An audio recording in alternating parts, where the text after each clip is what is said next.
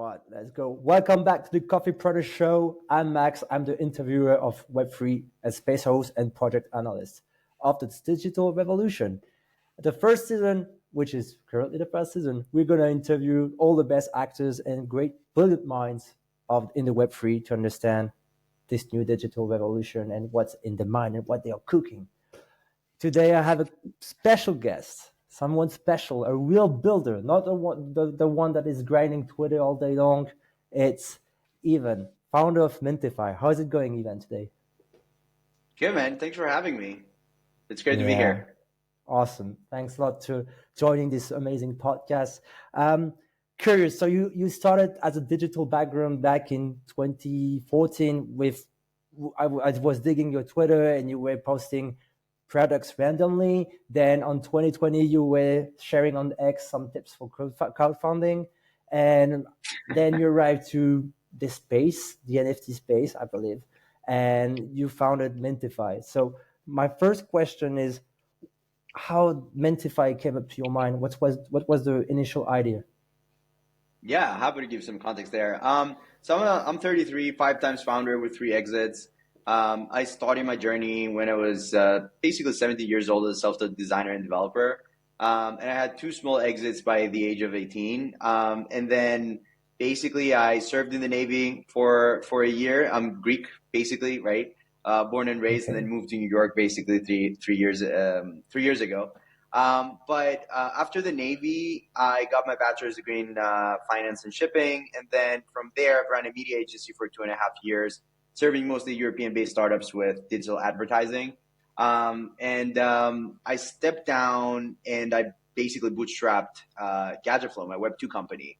I scaled that to an 8-figure valuation over the course of about 10 years or so. During our peak, we've reached over 30 million consumers a month.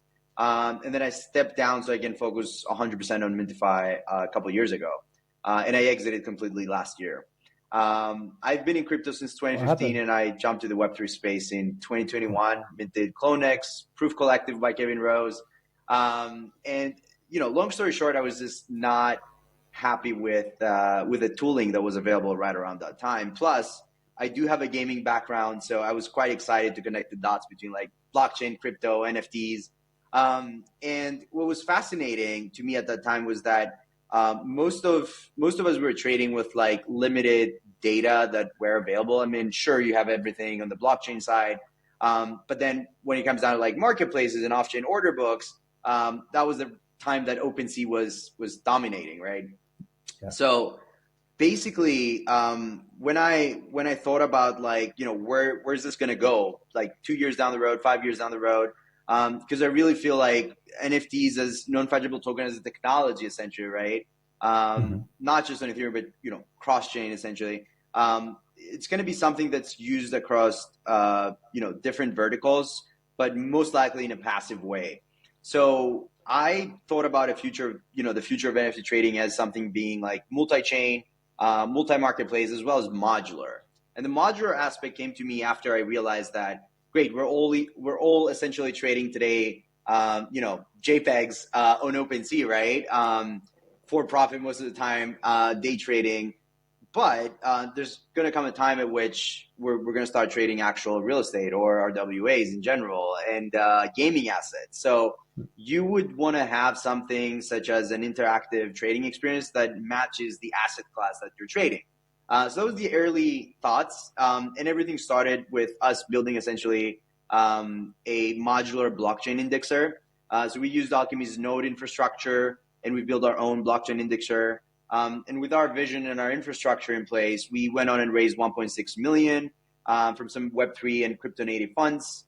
That was right around like September 2022. And from there, we focused on essentially building our first retail product, which is the trading platform. So the way that we're thinking about the trading platform that we've created today is that it's the NFT order book. It connects fragmented liquidity across different marketplaces or chains, as well as gets you access to like full historical data, gets you access to real-time data, gets you access to lending data. But the value prop here is that we want to essentially combine all of these dApps, protocols, and liquidity and bring it into a single product. And so far, we've done incredibly well. We came out of beta in September of last year, 2023. And we crossed $18 million in volume and over 18,000 registered users as of now. We launched our ETH marketplace a couple of weeks ago with more than 3 million in open interest as of today. So it seems that a lot of folks that have been around for quite some time trading, they understand the thesis, they understand that need for more sophisticated tooling, the need for accessing all that fragmented liquidity so they can arbitrate or hedge between like different asset classes. And our vision is that, we want to go multi-chain later this year, supporting some EVMs as well as Solana, Ordinals, and some other chains as well. But yeah, that's a quick version. All right, that's already a long version. I have multiple questions right now. My first question, maybe it's for the audience, because I have a lot of people listening that are quite new to the entrepreneurship, in Web3, and maybe you can describe a little bit more what is modular platform where you were mentioning earlier. Yeah, no, that's a great question. So essentially, like when you trade on OpenSea or any other marketplace, as a matter of fact, it feels like a Web 2, Web 2.5 type of UX UI or environment, which is essentially static, right? So if you want to trade, art, graphic design illustrations or whatever that may be, an animation, it kind of makes sense. But when it comes down to like a gaming asset that's interactive, let's just say a short from a game or something that's like, sound that lives on blockchain, like you can just trade it based on the Square, JPEG preview that exists there. So our thinking was that, and still is today, that essentially all these different asset classes will require different types of layouts, different types of modules that are going to be asset class specific. And then on the other hand, you also have collections on ETH today that are representing games. Could be like gaming gear, could be anything from like dynamic membership type of NFTs, right? So you actually need all these off-chain, on-chain KPIs properly displayed, and you also need these different types of tools essentially to better analyze or get a better understanding of like the asset that you're currently exploring or looking at. So to do that, you would have to create essentially a front end, a UX UI design that's modular and dynamic. In other words, customizable, right? So let's just assume that you're trading, like a pretty straightforward like PFP project on ETH. Most people are familiar with the floor price, the activity tab, right?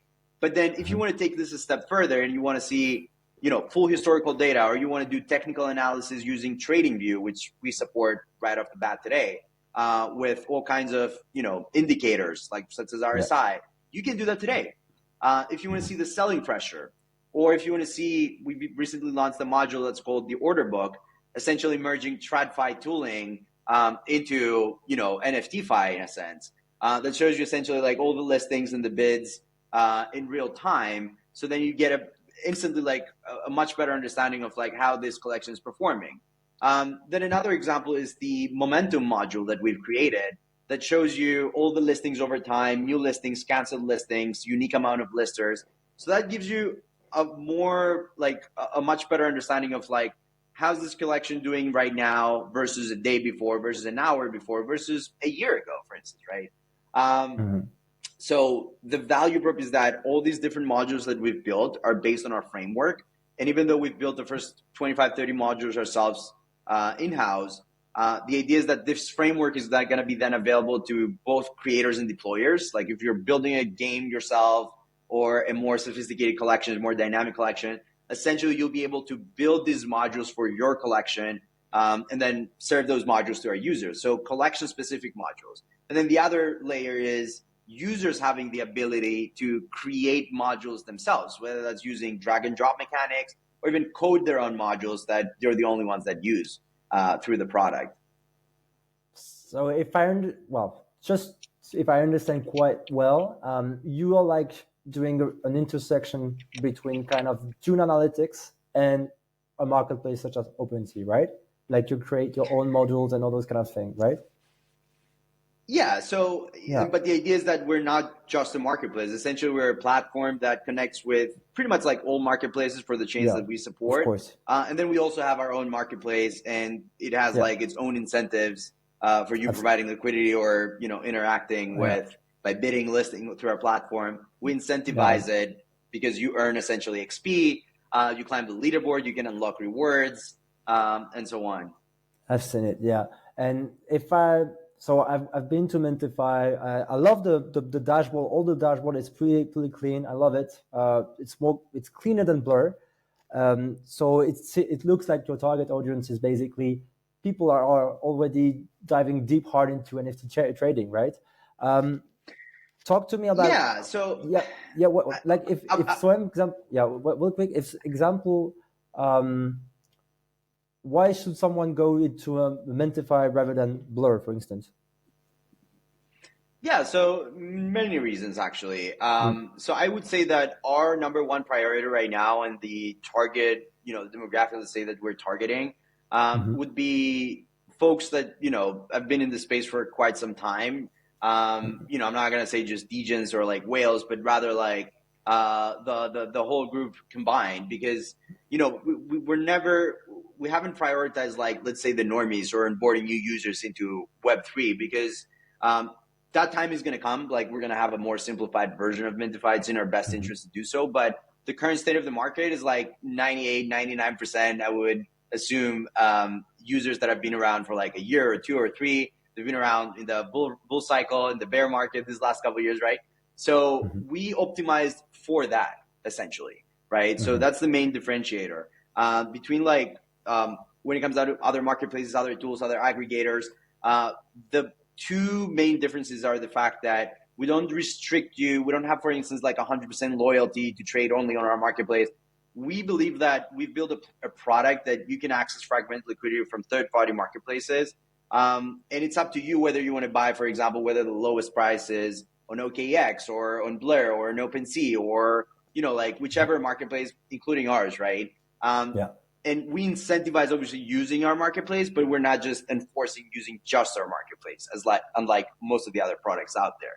The second thing is that we don't dictate the terms due to the modularity. We don't dictate the terms at which you're trading, and the UX UI or the layout that you're using essentially to trade all these different assets.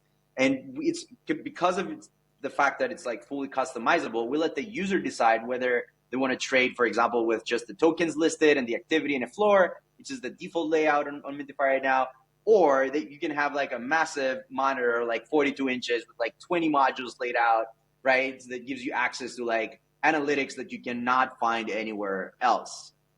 So you can still get that nice, cozy, compact, simplified layout on Mintify today as it is, if you don't really care about the KPIs and you care about, for instance, just buying the most beautiful Bored Ape or Clone X, whatever. You can do that today, essentially picking a layout that's focusing on art.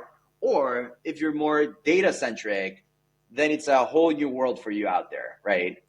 Like So the things that you can do today on Mintify, you cannot do them on any other marketplace aggregator or trading platform.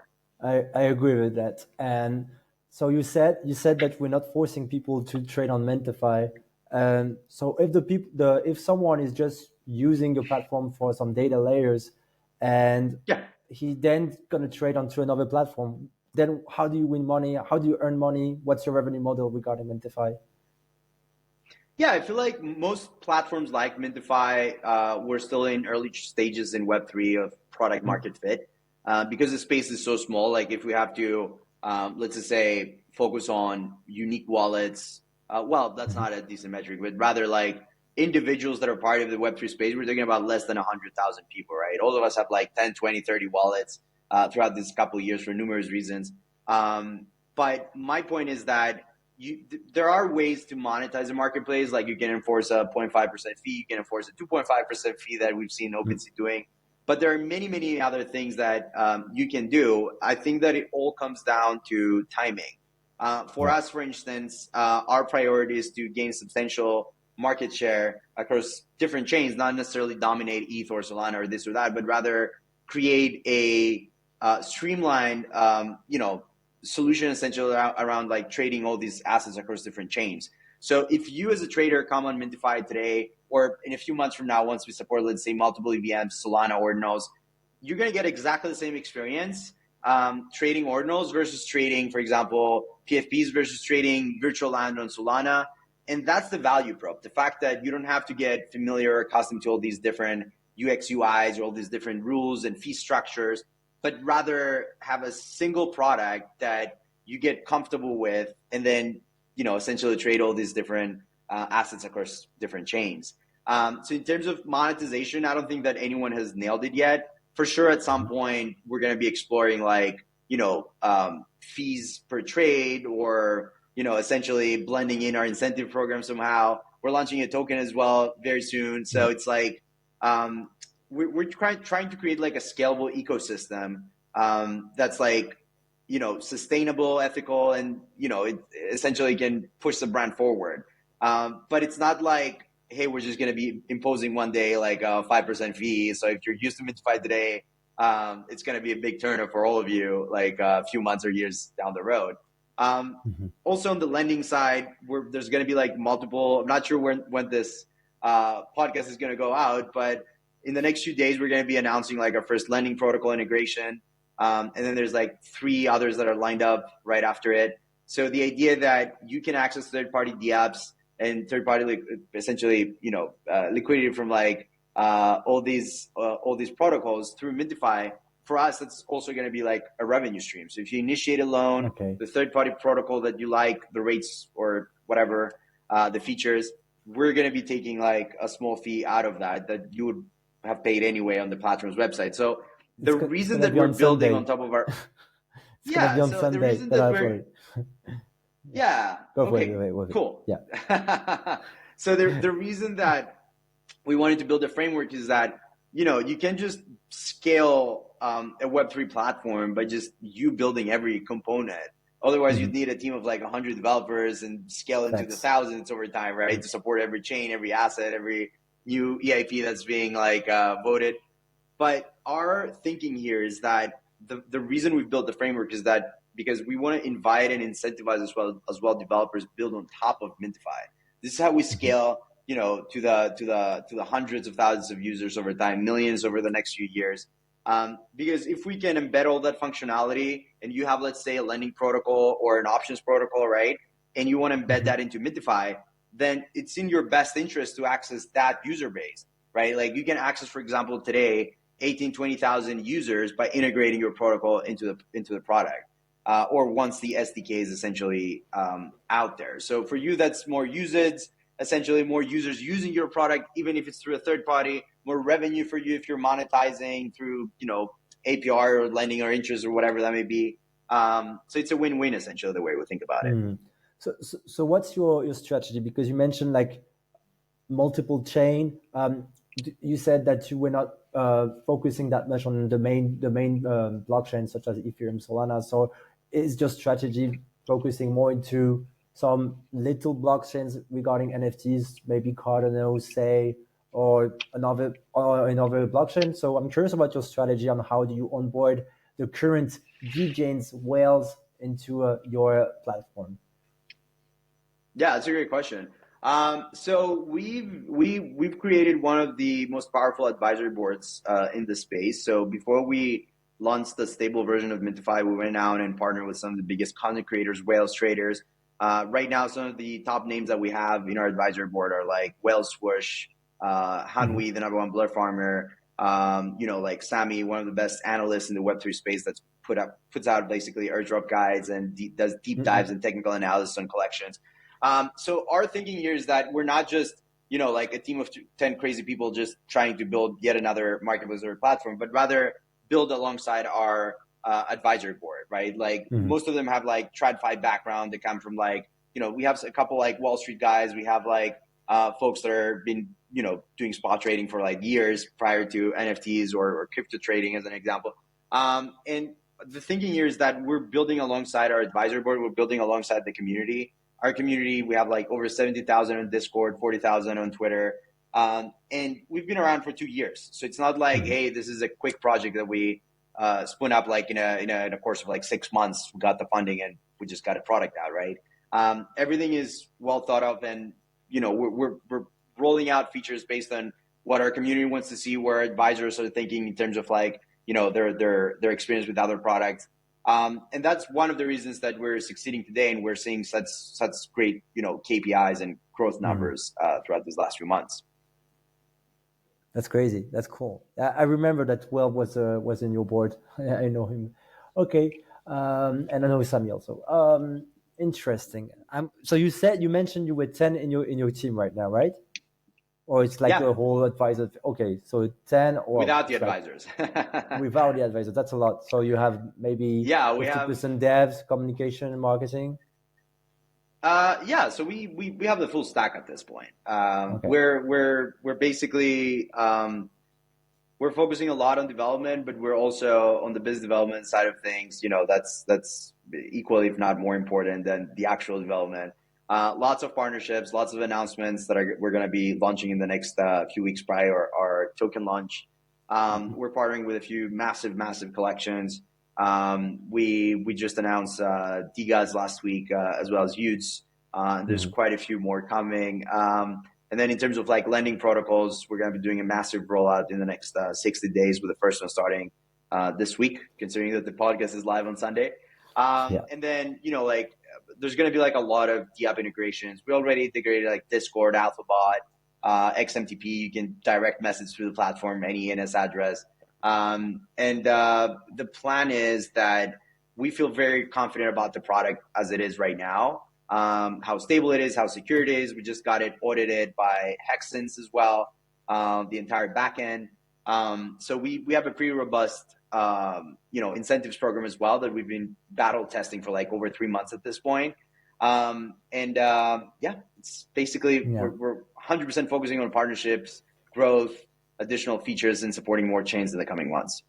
Mm-hmm. That's interesting. I had this question because you mentioned DGOD's partnership, and I remember this tweet that you mentioned that you bought a DGOD's Ute. So I don't remember which NFT you bought, but it looks like you wanted to have this network with the founders of this NFT collection. So my question is the following, because I know that a lot of entrepreneurs struggle to make some network. So talk to me regarding you as an entrepreneur. What was your strategy to network with those NFT founders? Because you have this aggregator of NFT, and of course you need to have to network with all those NFT founders. So talk to me about how did you network them? Yeah, absolutely. So I feel like the space is still early days, even though most people are like sick of hearing that the last like 2 to 3 years, maybe including myself, but we are indeed like early days, right? Like again, the space is like 100,000, maybe 150,000 people right now. So that means that everyone's like so accessible. I've talked to folks that, like I grew up, some of the older guys in the space, right, that have contributed by like launching, a collection or this or that. And I was mind blown the fact that how accessible the space is when we got started with Mintify. And that's obviously changing every day, and it's becoming harder and harder to connect with folks. But the fact that we're all building towards a better tomorrow, whether that's from the tooling perspective, whether that's from the infrastructure perspective, right? We're all contributing in our own ways. For those that are not extracting necessarily value from the space, right? We're all contributing in our own ways to the growth of the space, to like the next 2 years, the next 10 years, right? We all have our own, vision, let's say, of how this space is going to evolve.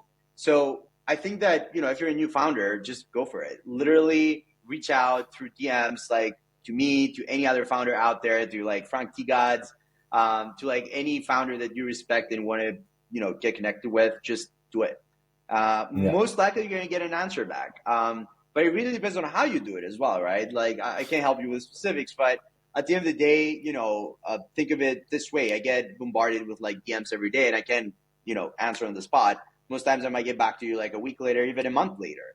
But I'm never ignoring someone that wants to connect and, ask me a question or needs advice or wants to connect to show me his product, for as long as it's not a scam, obviously, right?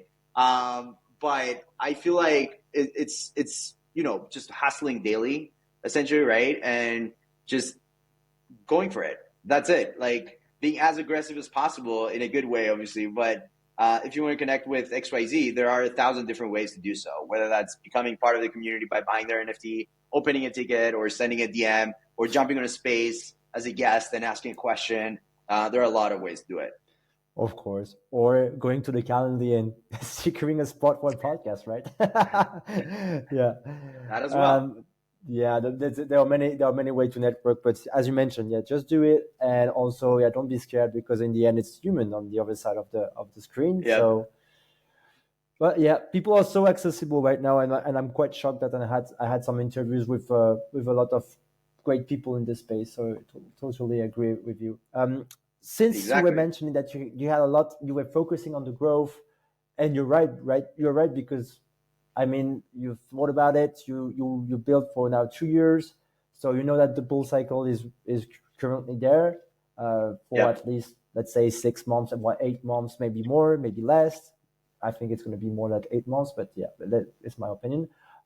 What's your main strategy? What are your goals regarding Mintify, Yeah. by the end of the bull?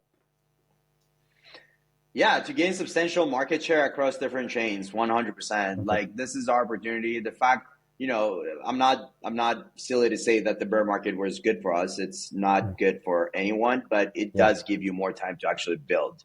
Mm-hmm. And it worked in our favor from that perspective. And we've been building for 2 years. So I feel like for us it's our time to shine. It's our moment essentially to go after essentially substantial growth across all KPIs, to go after like that market share that we're eyeing across different chains.